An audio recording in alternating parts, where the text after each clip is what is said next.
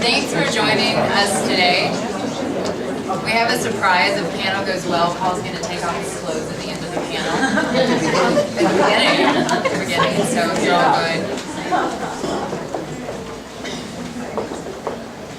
So we're here with four, these are Mavericks, and I'm feeling pretty grateful to be up here right now. These people are visionaries that have done something in their field that nobody else has done.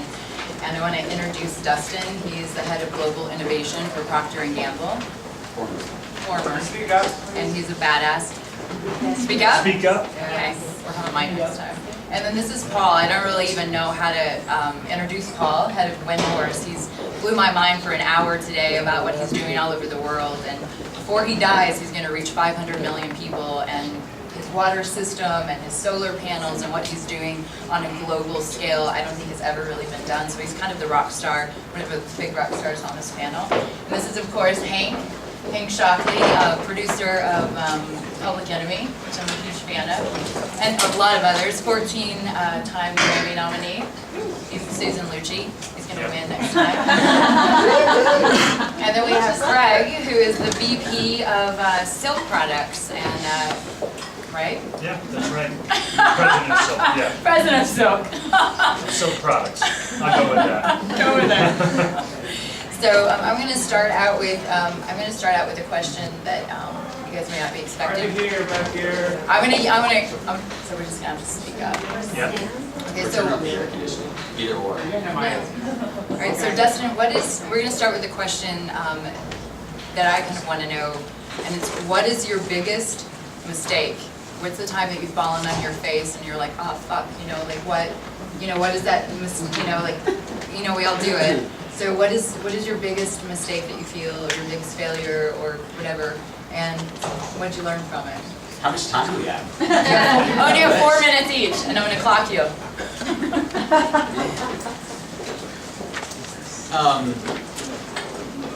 So I think maybe one of the first things that jumps to mind is, the first couple of years that I was at Procter & Gamble, I spent working on the Tampax brand, which I'm convinced is probably the single most interesting brand in P&G to work on. And as part of that, there requires a great deal of research. A lot of consumer research focus groups, the classic ones where you have a group of women and you're sitting behind the two-way mirror and you hear them say amazing, incredible, wacky things about their tampon experiences. It's very enlightening. And so I don't know why or what got into me, but at one of these sessions, I thought, wow, gosh, this would be really interesting if we mix things up for the moderator, because she must have done like dozens of these, and they must really get boring after a time. So I brought in a cross-dresser to be a panelist, who was clearly a man dressed in a dress. We put a wig on him and lipstick, and he came in and had to sit down and be part of the group to be interviewed. And totally freaked out the moderator, obviously seeing clearly a man, a huge Adam's apple, like coming out to here. And she's like, excuse me, just for a minute, I need to check on something. She comes back to the back room and says, there's a man, I need to tell him to leave. And we're like, oh no, Procter & Gamble is all about equality, you cannot get him out. You need to follow through the entire protocol with him in there. And so she did, and he answered all the questions about how long he wears the tampon, what time it is, and I really don't know what I learned from that actually. But maybe, or if you do that, make sure he shaves his legs first if you're wearing a dress, because it did work. But yeah, no, sorry. Good story. All right, Polly. Same question. How do you follow that? I don't know. Wait a minute, I gotta change tampons first. I'm gonna stand up so I can see people. I think my biggest mistake was coming here today to be on this panel with you. And what I learned from that is not to do that again. But aside from that, let's see, maybe one of my biggest failures is the jet boat project in Nepal. How about that? So in Nepal, about 40% of the people are 4-day, anywhere from a 2-day to a 12-day walk from the nearest road. Excuse me. Sorry. I think she has something to say. She just said it over there. Oh, okay.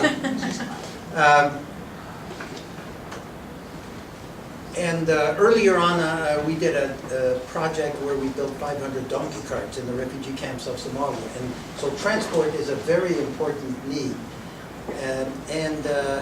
One thing led to another, and most of those 40% of the people who don't live next to a road, they carry everything in and out of the village on their backs. Porters carry huge loads with flip-flops. So most of that area is served by big whitewater rivers. All the whitewater rivers that flow into India, many of them originate in Nepal. It turns out that there's a technology in the US, which is a jet boat technology. It's an aluminum barge.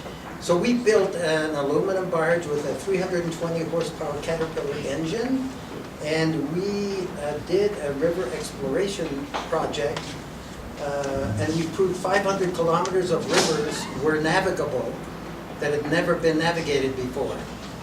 So that was exciting. We had some accidents. But at the end, then we tried to convert that to a river transport company. And that failed miserably. And I spent 3 years building the basis to this. The problem is that there are no dams on those rivers. The water will go up and down 8 feet in 3 hours when there's a rain. There's a lot of silt in the water. The impellers on the blades that push the water out wear out in a record time. And it was just too damn dangerous. We had world-class boat operators who could go 45 miles an hour and read the river that they'd never seen before. But trying to pass that on to local Nepalis was very difficult, and it was too dangerous, and it didn't work. So we basically sank the jet boats that we brought in. And I don't take failure too well, so I felt terrible. And then this guy that I knew from the Ag Development Bank said, "Paul, thank you very much for being willing to take such a risk to help my country." And that changed everything for me. And what I learned from that is jet boats are a very high-tech thing. Donkey carts are easy to fix. Jet boats are as complicated as an aircraft. And from then on, I've done simple, cheap things that people can repair locally. And so to some extent, there are no mistakes if you can learn from what you do. And I think I now go through a process of expecting a lot of mistakes and then modifying what I do based on what I learned. Right on.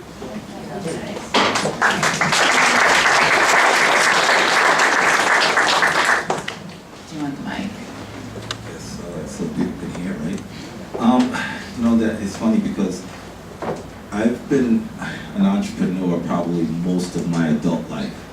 So I don't, and I'm in the music business, so we don't get a chance to have mistakes. And it sounds, it may sound a little like, like arrogant, but it's not. Because I think that we make mistakes every day. And you have to correct those mistakes while you're working. So you have to correct while you're working on your feet. So it's kind of like you're learning your job on your feet while you're correcting mistakes in real time. So, so I could bring up a number of issues that happen, but you have to have solutions for it right away. So it's kind of like, putting together, Ted would probably know, and it's probably putting together a conference. It's a constant barrage of correcting errors. And that's what making records is all about. It's all about, all you're doing in the studio is constantly correcting errors. I want to make sure that the person is singing on cue. I want to make sure that the band is tight. We want to make sure that the beat, that the bass is synced with the beat. We want to make sure that the harmonies are together. We want to make sure that the song makes sense. All these things, so there are constant errors, and you're constantly trying to correct those errors. So, I guess that's the, you know, about the best I can give you in terms of making actual mistakes. I'll give you my most recent, and this was one that almost, I wouldn't be here today if we didn't get it fixed quick. So I'll go back to, so soy milk was introduced by Steve Demos, refrigerated soy milk in 1996, and the company had fantastic success with that business for the first 10 years. And you had an impassioned organization behind that business. Next 5 years, everything starts to slow down, the soy milk category starts to slow down, a lot of negative buzz in the category starts to happen. And here enters a new person on to business and starts to, you know, believe there's something larger in this non-dairy alternative space, you know, of plant-based beverages. And, you know, we put an early plan on the table, which is, you know, what if we reframe the total business? And in a company that has been in the business and doing so well for 10 years, and literally quote was, the S in silk is because it's soy. So along comes an upstart competitor that we saw literally in one state, in one account, that just started clobbering our business. Very small. And then we, again, went back and presented our case. Like, we got to go now, or we're going to have a burning platform. And the mistake we almost made was not going very aggressively after expanding our portfolio to something larger, which is now almond milk, coconut milk. We're now into plant-based food and beverages in a broader scale than just soy. And if we did not do that, our business would be about 1/3 the size as it was back in 2006. And instead today, we're growing almost $100 million a year for the last 3 years because of that new reframe of that definition. So I would take two big things away.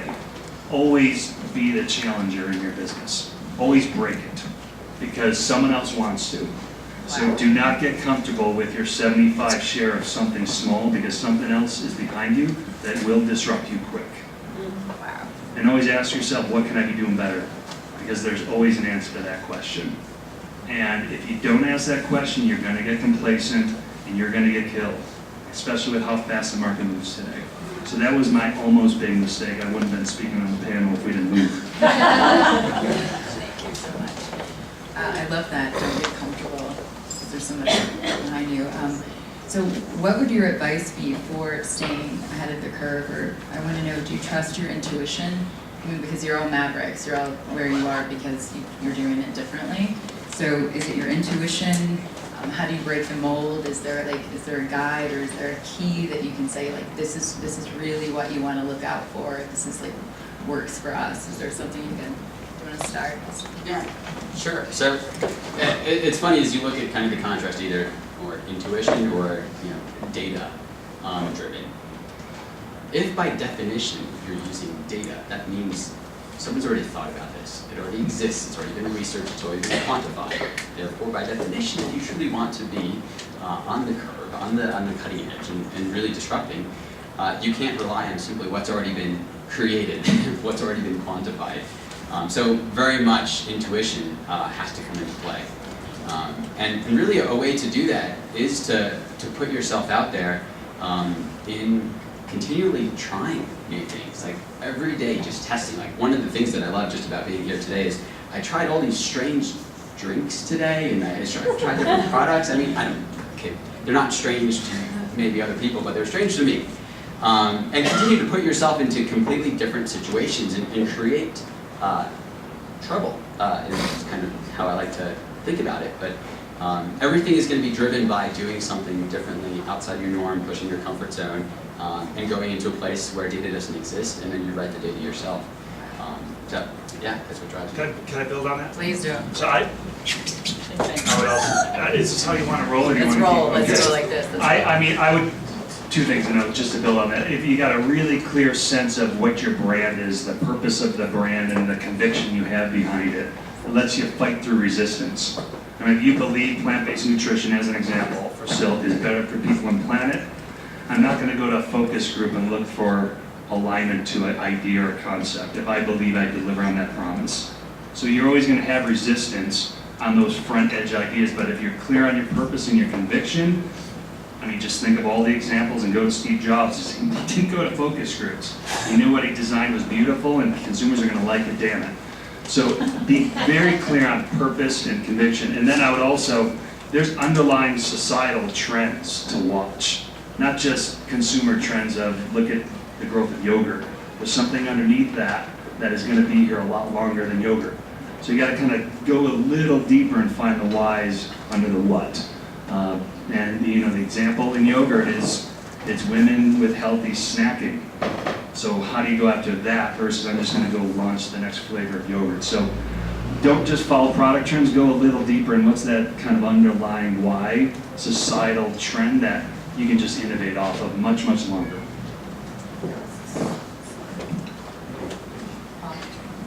I'll stand up again because I like seeing people. I think intuition comes from being boring. What I don't laugh. Well, my experience is that I talk to a hell of a lot of, I talk to thousands of customers again and again and again. And people that have come with me get really bored and want to quit, but I keep doing it again and again and again. And then shit happens. So here's a problem. This is a perfect example. We were trying to help rubber tappers in the rainforest in Brazil. Their most important economic product is Brazil nuts. But they sent them to big plants at the mouth of the Amazon River. And we were trying to help them do the processing at the village where they gathered it. But in the big plants, they use dryers, big industrial dryers. So how the hell do you dry Brazil nuts in a village? So talking to a lot of people and asking a lot of questions and then seeing what's around. Eventually, it got through my dumb head that every other house had an oven to make manioc flour. It's called a forno de farinha. And that's about a 10 feet by 4 feet oven that they put manioc flour on and dry it. So we built a little wooden house on top of that stovetop, put a chimney on the top, put in some shells with chicken wire that you could pull out. And in the beginning, we opened up the vents and a lot of air went through and did the initial drying, and then the last drying, we kept it hot. The answer was right there. There's forno de farinhas everywhere, but you don't notice it unless you keep doing boring, repetitive stuff. So I've got to take a very different direction because I always say that innovation is driven by interesting people. It's those people that have these diverse experiences like yourself, the fact that you were in these different villages and meeting different people and seeing different things and trying different things. One of the key issues even that P&G has had that's really stifled some of its innovation over time is that we like to think of ourselves as we hire diverse people. But in reality, the way we thought about that traditionally was, oh, we need African Americans, Hispanics, women, Jews, etc. But we hired everyone straight out of the same set of grad schools with the same experiences of undergrad, with the same experiences and families that they came from, at the same socioeconomic levels. They all were very dull, uninteresting people because they had the same lack of interesting experiences. So what we realized is like, hey, this isn't good. We need some diversity of experience. We need people who have seen the world, who have tried things, who have climbed trees, who have gone to these villages, who have tried putting a motor on a barge and seeing what happened, and then they've learned from that. I remember, so I talked about the Mr. Clean car wash earlier today. And, okay, we didn't have anything to go on. There wasn't like any clean data. What do you do when you take $1 billion well-known brand and you put it into a car wash? No one's done that, so we didn't have data to go on. But also we realized that no one in our company knew what to do because everyone's just done the traditional form of marketing, the traditional form of branding. So when we were faced with this new challenge, we're like, ah, crap, we don't know what to do here. So we actually had to go out and hire people that had this diversity of experiences, and that's where these new ideas came from. Someone had once done something where they had taken some glass blowing class, and that inspired a new idea and connected a dot, which led us to create this water gun thing. It was ridiculous, but it only would have come by being fascinating people. That's what I always encourage, and people on my teams, I want them to come back And when I ask them, oh, what'd you do over the weekend? If they just say, oh, nothing, or head around, that would drive me crazy. I want that they rode a bull. I want that they learned a new language. I want that they've done something. And that's part of their job requirement. Be interesting. Yeah. I hear you, but to me that works very well for a brand that's already huge. I do a lot of startups, so the biggest thing that I have to do is I have to promote. And then a lot of people, I hear, even artists, it doesn't matter what business that you're in. The one thing that I see is that a lot of people tend to spend a lot of their energy on the product itself. And they do that to perfection. But they spend no energy on marketing and promotion. Marketing and promotion is, to me, it's like breathing air. It's something that has to be done constantly. Not something that's done after you decide, oh, my product is done now, let me go market. No, you market every day. You promote every day. I'm marketing and promoting right now. I'm in a situation where there's not, you guys are not, you love music, but you're not like my target audience for selling a particular product. Shocking. But for me, you're my secondary market. You're something that I'm looking to promote to, and naturally in my secondary scenario. So therefore, I am promoting to you. I am getting music to you. And the one thing that I always want to do is I want to make sure that my product, when it comes to you very organically. For example, when we first started doing Public Enemy, I told Chuck, I wanted Chuck to do interviews in anything, any magazine, any radio station, anybody that will have you do an interview, do it. But I do not want you talking anything about the record or music. I want you to talk about anything that you want to talk about but that. And so what that does is that it creates another scenario. Now that he becomes more personable. Now people start to know him from a different perspective. So once people know you from a different perspective, now I want to know a little bit more about you. They're going to go find out themselves. You have to understand that your audience are very astute. They understand a lot more than we give them credit for. So we end up trying to beat everybody over the head with, this is what I got, this is what I got, this, check it out, this is a product. No. Try all types of approaches. And sometimes the most subtle approaches work. And keep in mind that promotion is something that you have to do like breathing. When you stop breathing, you die. I didn't want to bring it to that level. Yeah, boy! You guys can also advertise in Origin Magazine. That's a great way to promote. Get that flag in today. Serious. So what do you think is, this is kind of a similar question, but what would you say to business owners that are sitting here, like Dustin, what would you say is the single most thing to focus on if you were trying to grow your brand and grow a small business and you're growing it with heart and vision and integrity? Is there something that you would say that this thing is what separates, the 95 from the 5% that actually succeed? Because I see a lot of mediocre, I see a lot of average, I see a lot of like, I have this great idea, and then you see so few people actually success and are willing to do it differently. So is there anything that? Yeah, I mean, the key piece of is certainly doing it differently. It's, what was it, Einstein has that quote, the insanity by definition is doing the same thing and expecting a different result. The majority of Americans, let's just focus in on a small group of people here, they want to be successful people. Yet the majority of them tend to do what everyone else does. They tend to go through the same form of education and the same jobs and the same sort of practice. And similarly, when it comes to businesses, we tend to do kind of the same pattern of thing. And then by definition, wouldn't we then be average like everyone else? And so I'd say one of the big recommendations that I've had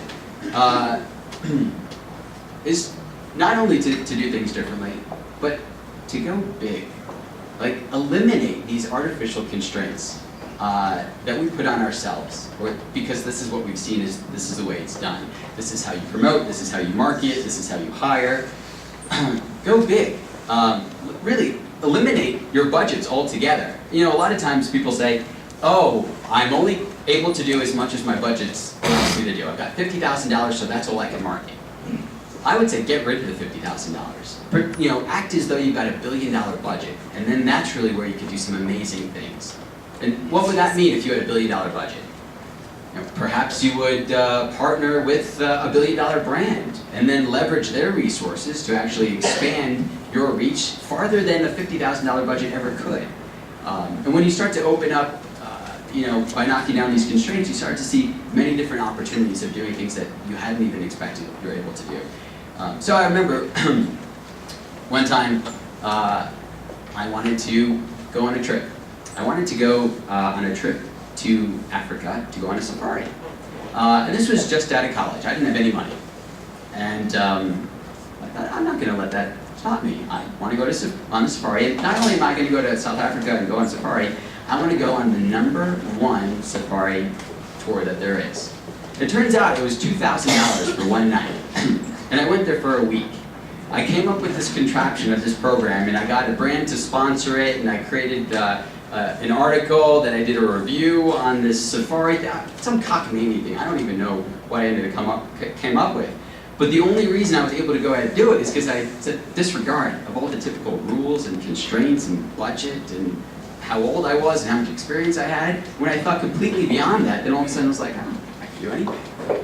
And then we've seen that in business come alive as well. The #1 thing that I hate hearing from my team is, when I ask, you know, why did you do those marketing plans? Oh, because, you know, we had $300,000 budget, so we did it like that. It drives me crazy when people work within those constraints versus completely thinking beyond that. So.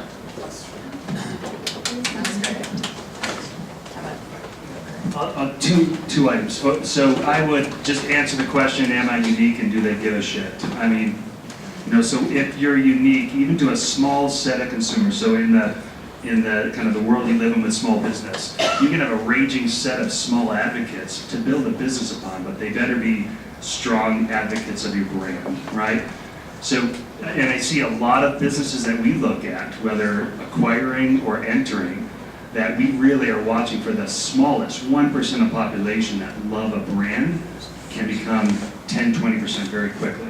Especially the marketing mediums of yesterday are very different than in today. So everybody has access to all consumers. So find that raging advocate. Are you unique and do they care? I would also offer, ask the biggest question and answer that. And if you don't feel good about that answer, then walk quick. So, all right. So ask, you know, and I'll give you one from our example. What if I tasted better than milk? What are the claims I can make? What does that mean for my business? What does that mean? How will that look? And so we spent 2 years going after that from a formula standpoint. How do we make that claim? How do we advertise that claim? We found out it was very freaking big. It was a big, when you get that question answered, because we never could, soy milk could never taste better than milk. The moment we answered it, we had a very different business trajectory. So if you like the answer to that question and adds value to you, get after that relentlessly, right? Answer the biggest question. You know, I like what you said about think big. I do the opposite. If I have $300,000, I would act like I have zero. And then I would find ways of promoting with nothing. Because if I can find ways of promoting with nothing, now I already have that money as a cushion. Because when something starts to bud, now I can put some gas on the fire. Now, one of the things that there was something really interesting this week that Jay-Z did, all right? He does a deal with Samsung. $20 million, some kind of a deal with it, all right? But that's not even the half of it, just to show you how we think in the music business, is that he also produced an album that he's got, you know, has the top producers on his album. So he's covering his base by having the top producers on his album. He's putting out an album. He has a deal that's done with Samsung. That's already newsworthy. Then he takes Samsung and says, and part of his deal is that they have to buy 1 million copies of his album. So when his album hits when it's going to hit July 4th, it's already sold 1 million copies. Okay? These are the kinds of decisions and kinds of marketing ideas that is being done in the music business, because nowadays it's hard to sell records. So you have to use every trick in the book. So you cheat. Because you have to understand something. You have no rules. You can do anything under the sun. So you have to think in very strategic ways of how can I get my product across many different ways. There's a saying in the Jewish community that says, the money has to go around 7 times. Okay? Well, the same thing that you want. You want to make sure that your product goes to 7 different places that promotes it. So now you get that extra burst. Can I go back to something Yes. you said earlier? I just from a brand example, that you talked about the consistency from the music to the person. What a great, that is a principle for brands. You cannot be incongruent from the brand you offer to what you really are, your soul of your brand. Consumers look right through, So when you talk about that example of, the music offered and the consistency, you want to kind of show, how these musicians kind of really are as people, very applicable to brands. I've had a time where we had a bit of inconsistency from our brand promise to some of the things we were doing, and you got to get that connected quick, or consumers will call you on it quick. So I just wanted to say that was a great example. I think it's very applicable. Okay, my turn again. I love the stuff you're talking about with brands, because like my shtick is with $2 a day customers, people who live on less than $2 a day. And that whole thing about brand is more important to that group than it is to people in Boulder, Colorado. So it's really critical to spend a lot of time on brand and what does it mean. Very often, if somebody's got an electric light, everybody thinks it's because they want their kids to read. More important to them is that they look sharper than any of their neighbors. There's a big status deal. And if you don't know that and don't play to that, you're not going to be successful. But with the basic question,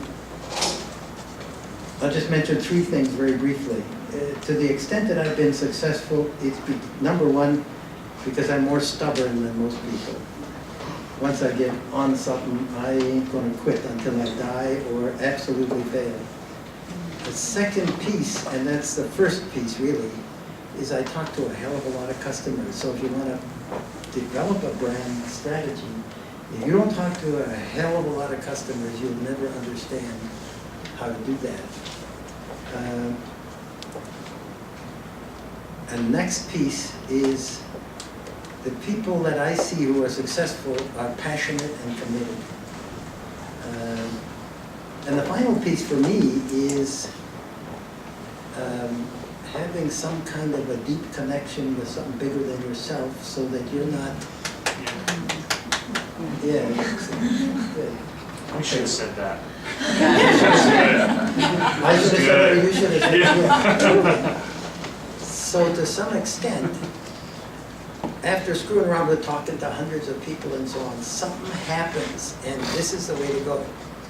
But it has to do with having a connection to something deeper and bigger, and that it's almost out of my hands, and then all of that other stuff follows. So I think that's another big part of it.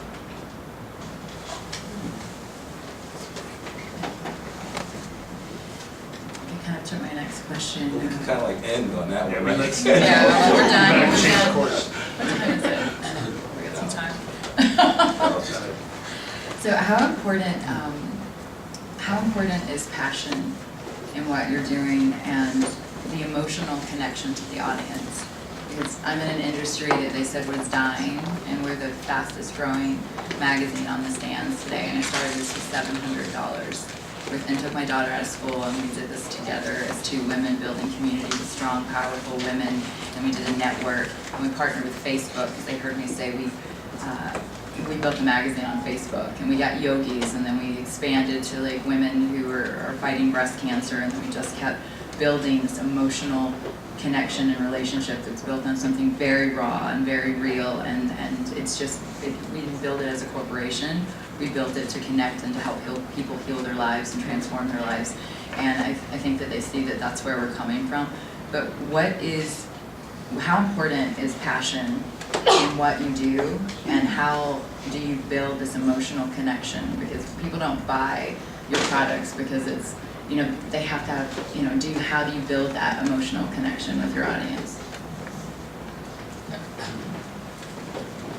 I'm a huge advocate of really building those truly human, authentic connections with consumers. Not like what we like to sometimes say and act and try, whether it's Facebook likes and other stuff. But actually, my role model in this area, who I would kind of look to as being the iconic leaders who do this better than anyone else, who I would aspire to and I would recommend everyone else aspires to, is hairdressers. So the thing with hairdressers is that, now I don't know if you guys have noticed this, but when it comes to typical products that we have on the shelf, it's easy enough to switch from one to the next, because it's a little bit more difficult to have that human and emotional connection with a can or a bottle. You see a coupon or a nice commercial, you could switch from one to the next. But there's a strange phenomenon with hairdressers that you wouldn't dare go to another hairdresser. In fact, many women actually use the same language of going to another hairdresser as though they're cheating on a spouse. It doesn't matter if they see a nice billboard or a coupon.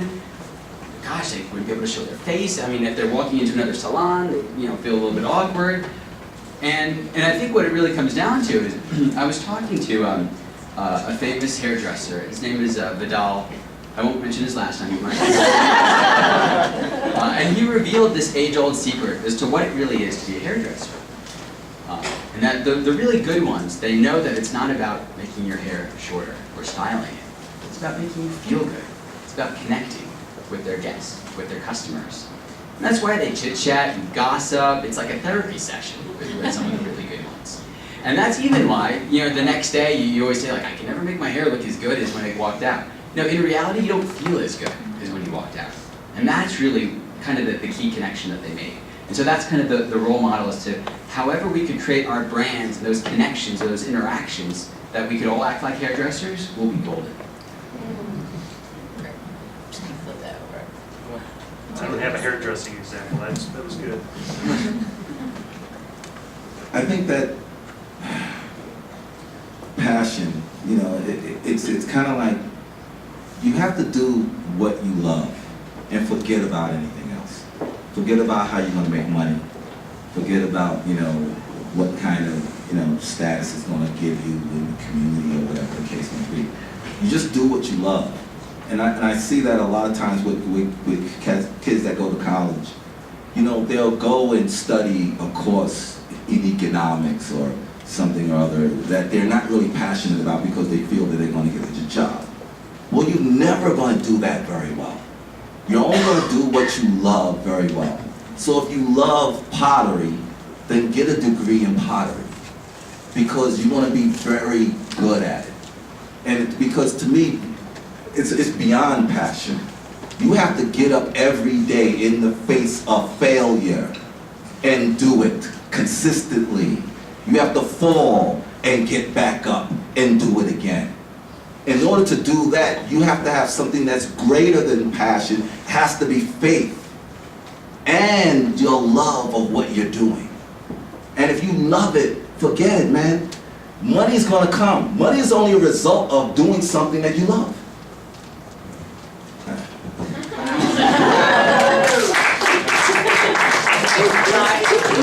Good follow-up. Who's your hairdresser?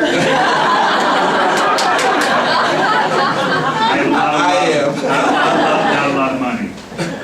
So I'll go back to kind of brand purpose or your company's purpose, and does it shake your bones?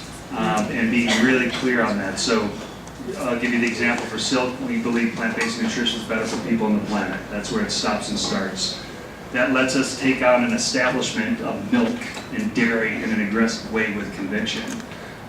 Because every consumer I convert over from milk, I knew I'm doing better for their health, I knew I'm doing better for planet health. we kind of get a team that just breathes that. And it lets you do some amazing things together. It also lets you stay very congruent with how you go to, your marketing. So, I kind of hear cause marketing, and every Earth Day companies, you see flash a banner and they're sponsoring X, sponsoring Y, or Breast Cancer Awareness Month, and M&M's puts pink M&M's out there. I think when you're really passionate and you're consistent with the purpose of your brand, people can see the soul of the brand, and there's consistency with it, and everybody on your team breathes that. So if you get clear on what you're all about, and everybody on the team lives that, it's going to come through product, process, marketing, everything. I think you're all pretty remarkable, and on a human level, away from the company, I want to know, what is it, like, in your heart, where do you pull from? And pulling out the Origin series, if you ever read our magazine, I kind of ask the same questions. What is it, where do you pull from? Where do you pull your inspiration? Like, what makes you want to wake up every single day and do what you do? That's you. That's me. Well, first I want to say that my hairdresser is the one responsible for the condition that my hair is in.